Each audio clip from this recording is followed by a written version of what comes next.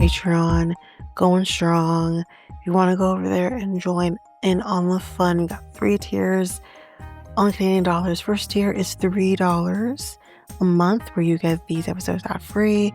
You also get AMAs once a month, or learn about me episodes once a month.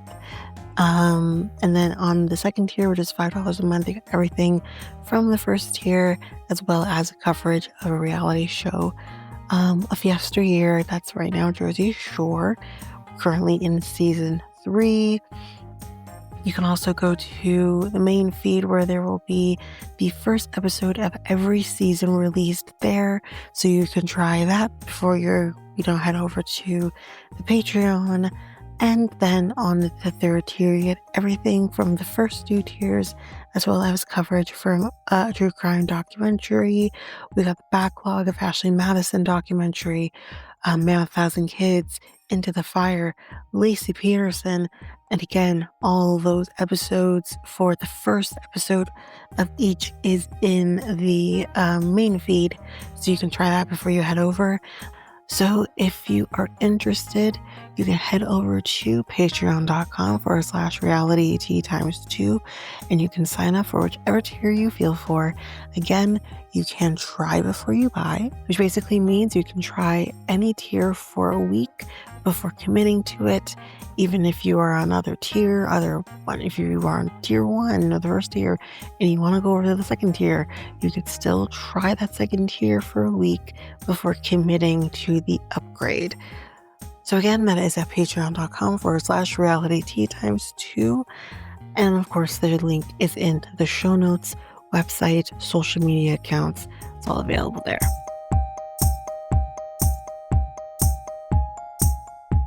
This episode is ad-free on the Patreon.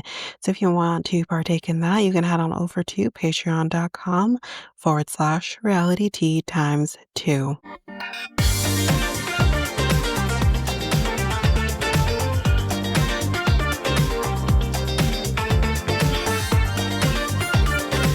Welcome to Reality T times 2, the podcast where we discuss all the trash reality TV we love to hate. I'm Tanika, and today we are going to be discussing 90 Day, OG. We're going to be doing episode 3. So I don't think we have anything to discuss on the top of the episode. I think we're just gonna jump in. All right. So let's jump in with Rasit and Mallorie. So we're seeing some of his friends. She dreams of Turkish food because it's so good. The only thing that she doesn't like is something called, I think it's called raki, I believe is what it's called. She basically says it tastes like fermented milk. I think it is milk. Whether or not it's fermented, I don't know, but that sounds disgusting if it's fermented. Anyways, we find out that she is friends with one of her old friends with benefits. This obviously is going to make Rasit feel uncomfortable. Plus, when it comes to Turkish culture, or just honestly Islamic culture, because I'm going to assume he's Islamic, I'm not 100% sure, you don't see that much. She says that this friends with benefits guy, I did catch his name a little later, so give me a second on that. She says he's a good friend, and she says it's been a few years since there's been anything sexual between them. But this is where we do learn a little more about maybe why she is a little unwilling to let go of this friendship, which I do understand. We learned she was in a major car accident with her best friend, her mother, and her 7-month-old son, um, which I think that was everybody. I think I caught everybody that was in the accident. She remembers them listening to the Jonas Brothers. I wonder what song they're listening to. Not that it matters because this is horrific, but you know what I mean? And then she just kind of heard her friend say, "Is this car coming into my lane?" And I think it was, a head-on collision. And she says she remembers the impact and then she blacked out. And when she came to, she says she just remembers screaming. They did emergency surgery on her. They had to take out 3 feet of her intestines. My God. And Brandon, that's her friends with benefits or ex friends with benefits, was there for her the entire time. He took care of her dogs for her without even asking. Like, what do you need me to do? He just did it. But says when they, or he says, or she says, when they live under the same roof, there will be rules that will change. And she does not want that in her life again. She doesn't want to be controlled, which is understandable. I mean, you don't get to just come into her life, you know, physically speaking, just come into her life and think that you can just come in and change things. This is this is not how it works. So they were up all night the night that, the night that they saw the friend, they were up all night. And he says, and I quote, he wanted to make a baby. My God. But now they're going to his sister's house to say the goodbyes to his family. Since his family can't go to the States for the wedding, they kind of want to do like a Turkish tradition. One of them being putting the salt in the coffee and having him drink it, which we saw with Shekinah and Sarper. In case we need the refresher, the salt in the coffee is supposed to signify like good luck and the fact that like if you can, it signifies like being able to handle the hard times by drinking this disgusting drink. So he chugs it, he gets through it.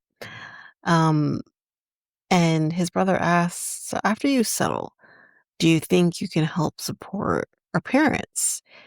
And then this is when we hear this information.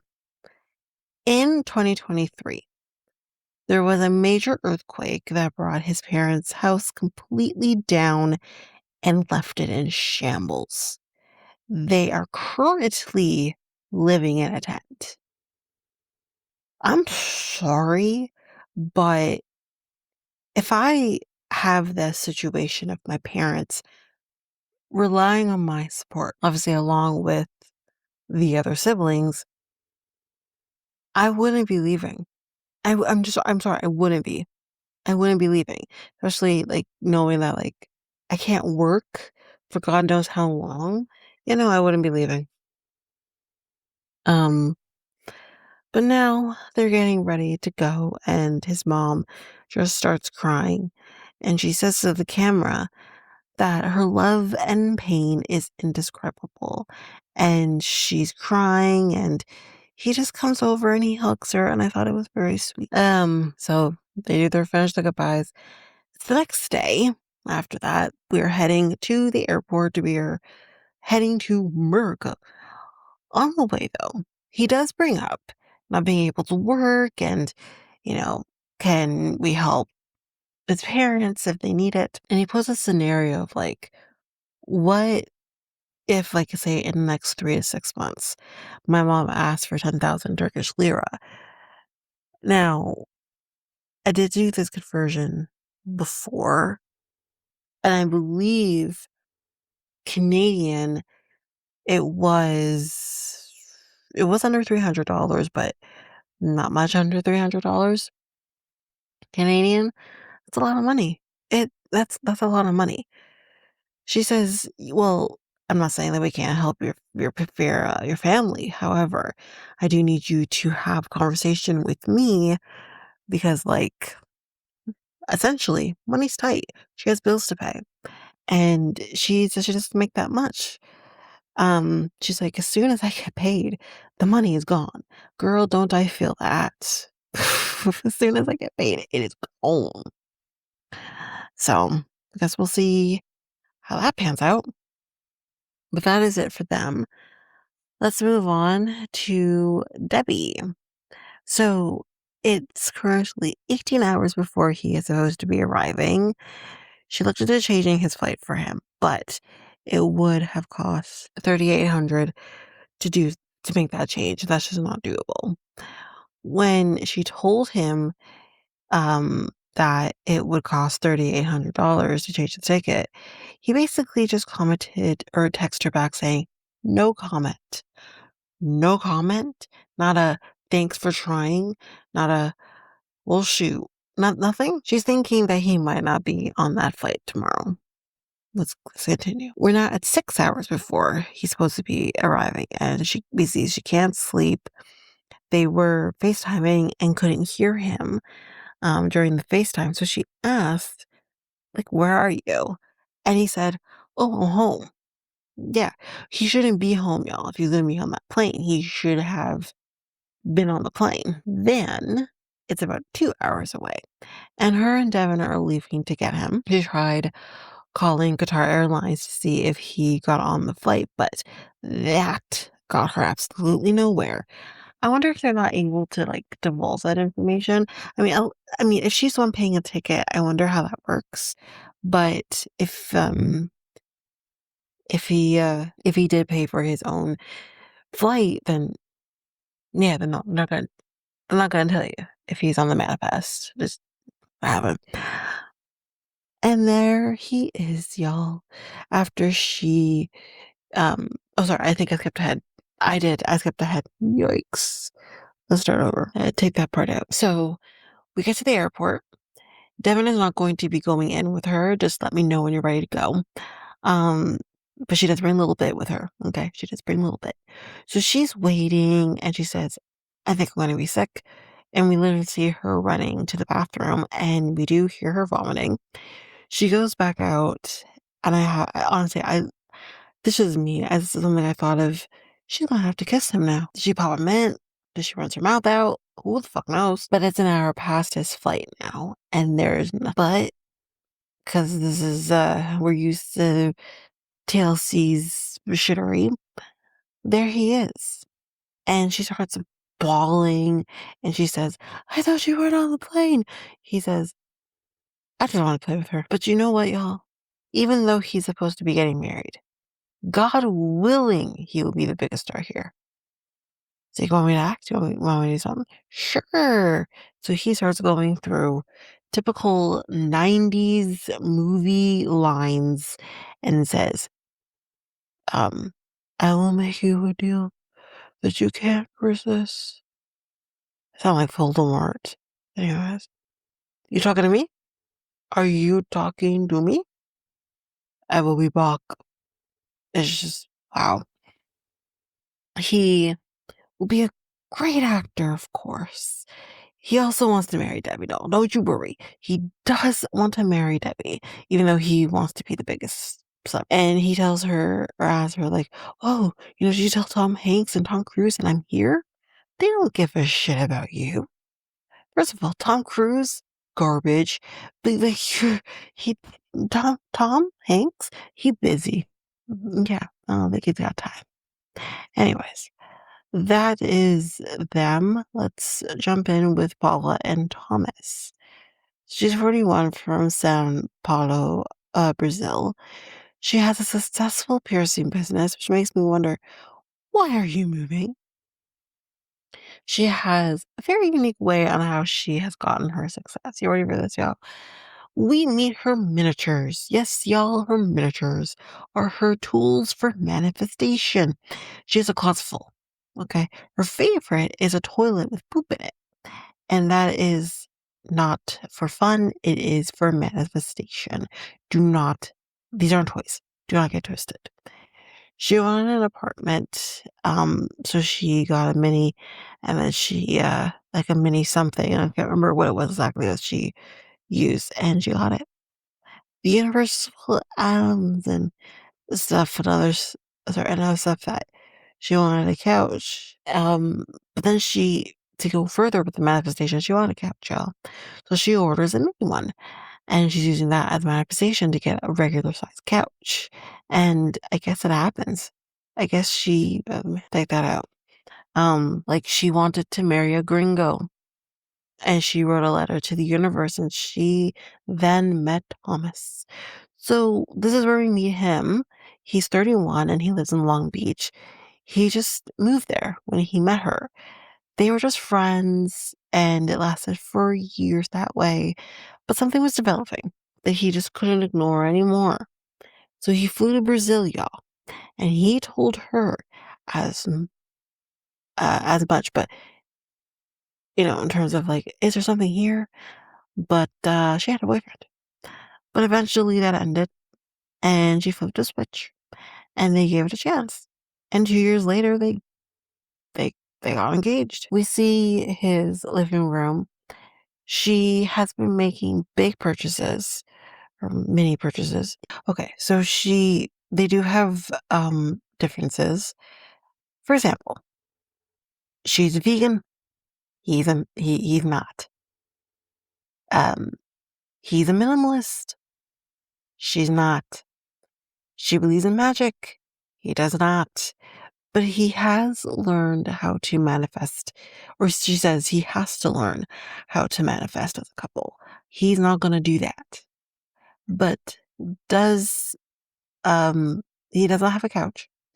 He just uses his bed as, well, the bed and the couch. Who needs a couch, apparently? He also has a tiny table that is his dining room table. So, hey, you know what? They have something in common because he has a mini table. There you go. Maybe he could manifest a bigger one, but I don't think he wants to. I think he's happy with his mini table. Hi, everyone. So I have a new product for you to take part in. This is for J Armor wallets. Now, you can get these wallets for a pretty good price. Partially, it seems at this point, partially American made, but they're going to be planning to be completely American made by the year 2027. The fun part is that you can actually see what new wallet styles are going to be coming in 2026. So a little bit about the company. The company was founded by Jake Hernandez, who is also a part of the U.S. Air Force veteran, or he is a U.S. Air Force veteran. So with his business, he is also supporting charities like anti-child labor organizations, veteran support programs, and efforts to rebuild American manufacturing. So this is clearly something that is very important to him, and honestly, really important to me as well. And going to the link in the show notes, which I will say what that link is in a minute, but going to the link in the show notes not only helps support this podcast, but is also helping to support J Armor as well as helping support the charities that he finds near and dear to him. So if you go to the show notes and you find that link, the link is jarmorwallets.com/reality times 2. So that is j-realiteatimestwo. So I hope you go on and support not only me, but as well as this company. Now, that's enough of me. Let's go back to the episode.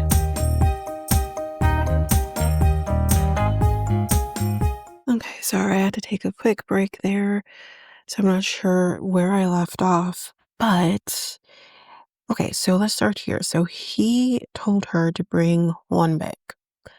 I don't know how you bring one bag when she's literally moving there, but she says she needs her stuff, so she's packing as much as she can. Makes sense. We see him making a gluten-free cake for her. She probably won't eat it, he says, but she is coming today, so he is cooking some food for her. Beans and rice and tofu, I believe. So he's at the airport with his Brazilian flag. When she gets there, he says, "Welcome to my city," in Portuguese. She's crying. He's crying. It was cute. And she says, "The universe chose you." And he's like, So I didn't know work. I didn't do nothing. And I mean, I don't know why he makes such a big deal out of it. Like, he lets it bother him. Like, who cares if she thinks the universe chose you? There's nothing wrong with that. Anyways, so he brought the beef and the rice and the tofu and like what looks like a it might have been what you call them? You know, you put hot food into. I don't know why my brain is not braining, but it looked like a water bottle. Not so much that, but she drinks some because she's hungry, y'all. But she says it's actually good. And that's basically it for them.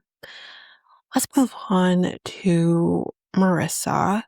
Not much here with her. So Michael's here. He's picking up the boys. So obviously, because I think Edward's coming the next day, but they do sit down and talk about what is to come. And he says, listen, I'll keep it real with him. He says that she didn't tell him. The boys told him. That's fucked up. You should have told them, told him, especially if you're going to be telling your boys about him. I want to assume she told them and potentially he met the boys or whatever. You need to tell him. It needs to come from you, not from them. It's really fucked up. He asks her, like, is he ready for this? Your family has a lot of money, apparently. You got this $1 million house. She comes from money, y'all. And he's like, I mean, I felt like shit. Because he's, an average Joe in terms of his finances and stuff. And even he felt like shit. So this is going to be interesting. He says, I may have an attitude towards him because this man is going to be around my kids. If he causes stress to my kids, it will be a problem for the both of you. He can't come in hot, which is similar to what Derek said in the last episode.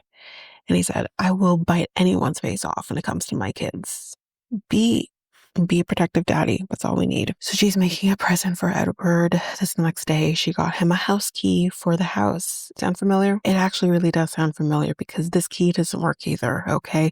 It's basically just to symbolize that he is getting to move into this nice house because her house is completely digital. Or like the lock anyways is digital. And then she gets to the airport, whatever, and here he is. And the reunion is cute enough. He's funny though, because he's like, it was his first time flying. He kept opening and closing the window because he's like, oh my God.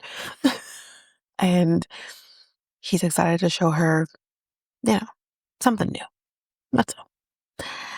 We'll see that next week. But she gives him the key. That doesn't work. And she actually doesn't tell him, by the way, it doesn't work. But yeah, that's basically it for them. Catie and Josh. So she's hungover from the night before, and they are moving out of the hotel now into their own apartment. And she's like, was I too crazy last night? Yeah, you were. And he's like, well, you did get like 1,000,000 tequila shots. She's like, well, it was spaced out. Like, I had one in the beginning, the second one in the beginning. I mean, I'm sorry, 1 or 2 tequila shots is gonna take you out. And I think she had a lot more than that.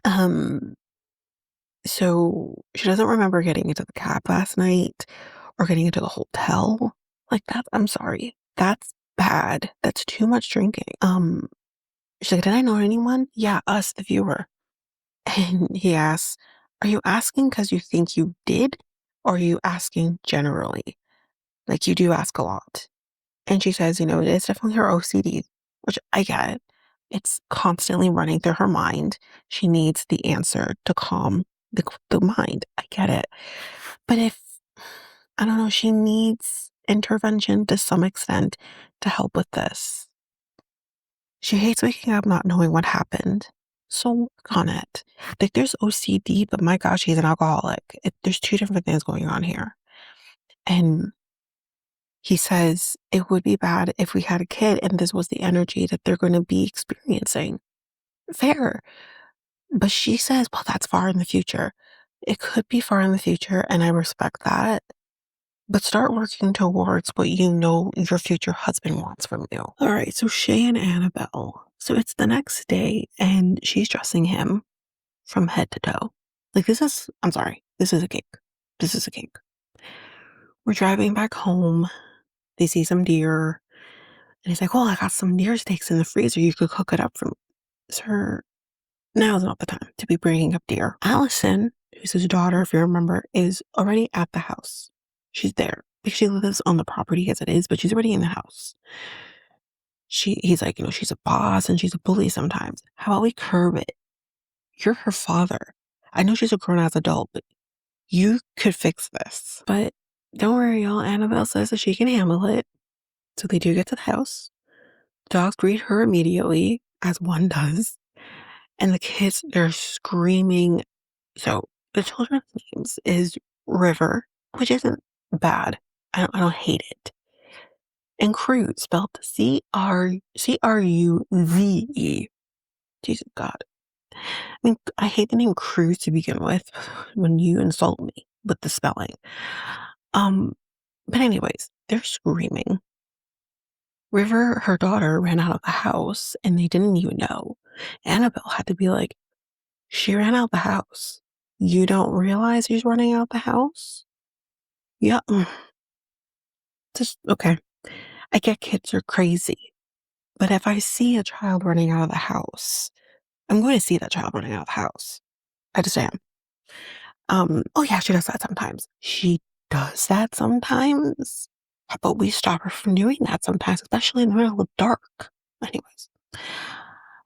It's crazy here, she says. And Allison's like, welcome to your new life. She didn't say it like that. But like, yeah, this is your new life. Because again, he babysits the kids. She said it. This is her nanny that she doesn't have to pay for, or babysitter that she doesn't have to pay for. So he takes her on a tour of the house. The kitchen, she does like. She loves the fact that there's an oven in the kitchen. She's never had that before. The dining room, she says, is dirty. I saw nothing wrong with it, totally honest. Then they go to their room. And Allison is following behind them, watching everything. And I'm like, you can't let them have this moment.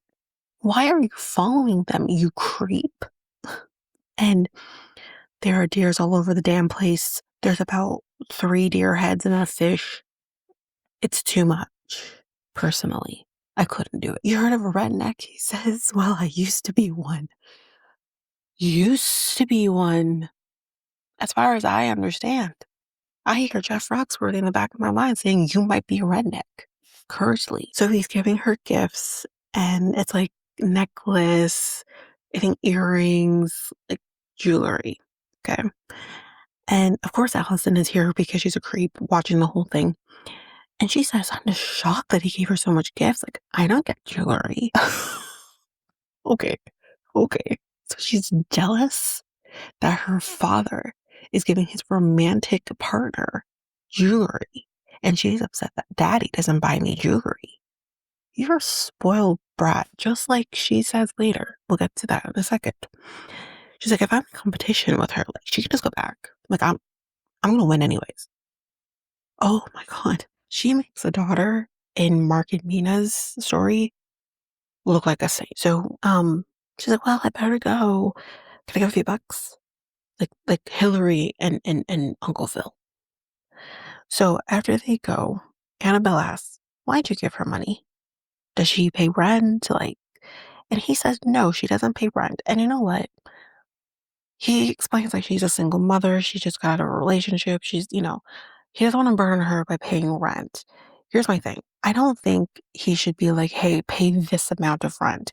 But what I do think she could do is help contribute to some extent, even if it's like $100 here or $200 here. What I think she shouldn't be doing is asking for more money if she's living rent free. That's what I think. But I don't think he should be like, hey, pay this. I don't think that should be happening necessarily. Let her get on her feet, and then that's something they could talk about. We don't know how long she's been living here though.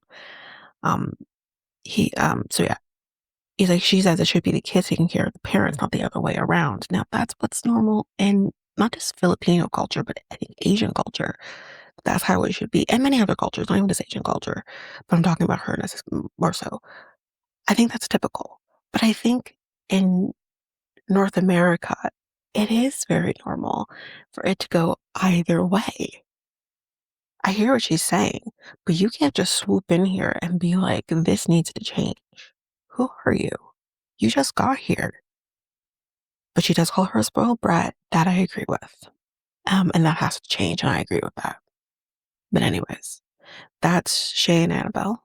That is the end of the episode. We'll be starting with Perfect Match next. We're going back and forth between the two. So I think I only have one more episode 90 day anyways to go through, but we are going to be doing Last Resort. So that will be coming soon enough. And then also we'll be doing the Single Life Tell-Alls. That's coming soon too. But yeah, basically that's it for now. That's it for this episode. If you liked what you heard, bear with me because I have not done an outro for this, for the podcast in quite some time. So bear with me here. So if you liked what you heard, you can go to any of your favorite podcast apps. You can like, follow, make sure you don't miss a single episode. And you can also rate the podcast at either Apple Podcasts or Spotify. It'd be greatly appreciated. As a reminder, any 5-star ratings that are given to the podcast or any comments that are given to the podcast will be read on the podcast, which I have done in the past. If you want to connect with the podcast through social media, you can find me at Facebook and Instagram at Reality T ×2.